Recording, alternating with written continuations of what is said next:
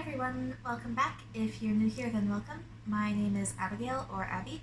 Tanshe Abigail Dishinkashun in Southern Michif. I am 26 now and autistic and love talking about autism stuff. So this is where I do that. I am still a bit behind, meant to catch up yesterday, but things got a little busy. Roommate and boyfriend kept me occupied for birthday stuff. Yes, 26. Ooh, I don't look it. Yeah, nice dinner, some movies, good time.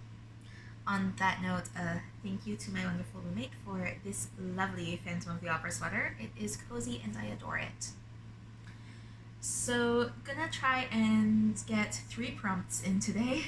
Just catch up all at once, maybe. I think the 3 go together well and I confuse them. We're gonna go for it. I may regret this, but this seems like the only way I'm gonna actually catch up at this point. So, April 12th. Is there anything you find hard to do because of being autistic? Is there anything that you find easy? There are a lot of things that are hard. The lack of understanding from others, difficulties in communicating with others. The world as it is currently is just completely designed to benefit one neurotype, and trying to work within that when it can be difficult to get accommodations, and a lot of people just don't get it, and in a lot of cases will just refuse to even try to get it, is just always going to be hard. I have a lot of sensory issues. I take longer to process information. There are a lot of people out there who aren't willing to be patient and let me sort things out on my own time. It sucks. Keeping up with others and communicating with allistics is going to be a challenge for me for my whole life. As for finding things easy, pattern recognition. I have been told that I have a brain for patterns. My German prof said that actually back in university, and yeah, there were absolutely parts of learning German that were easier because parts of it are pattern recognition. Also, German is a language and languages are special interest, so it had that going for it too. Things are always easier when I'm interested in them, but I do also tend to pick up on patterns in other things more easily as well.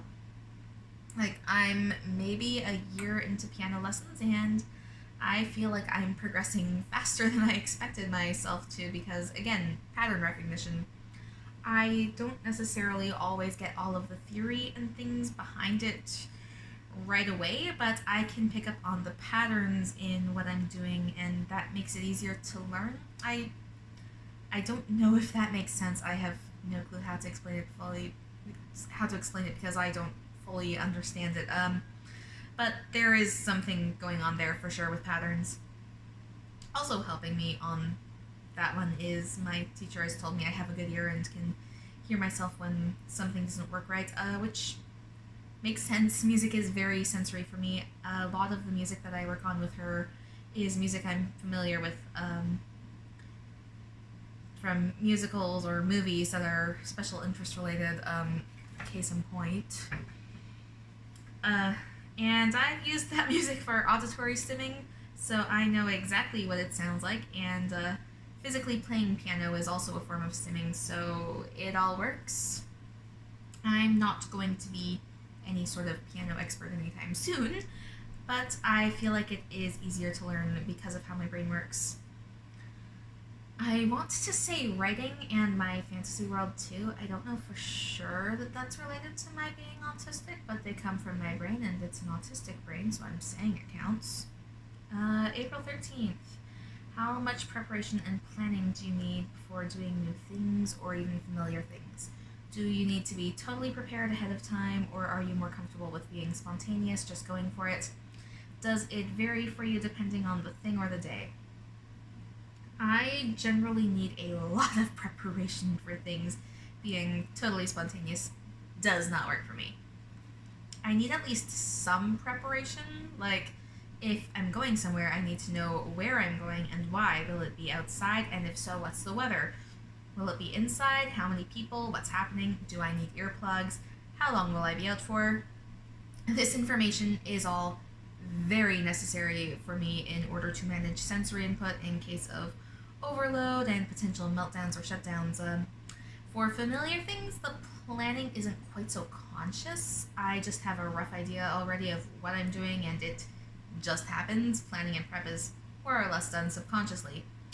New things, I need to know exactly what to expect. I do lots of research. I also really need to watch how I schedule things.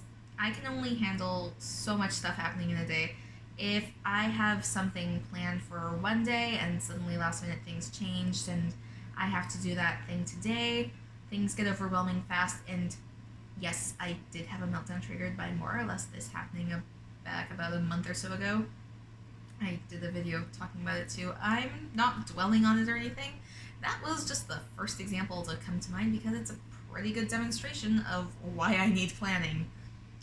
Obviously, it doesn't always work out, such as life, but planning and preparation is something that I do very much need in my life. There are days where I do have more energy and can afford to be a bit more spontaneous, but for the most part, I need the preparation. April 14th, what do you like about being autistic? I like my creativity, my passion for my special interests, the ways in which I see the world differently from most people. This one's tough right now because I haven't been doing so great mentally, and talking about liking myself is not something that comes naturally, but as much as there are a lot of challenges, I don't know what it's like to not be autistic.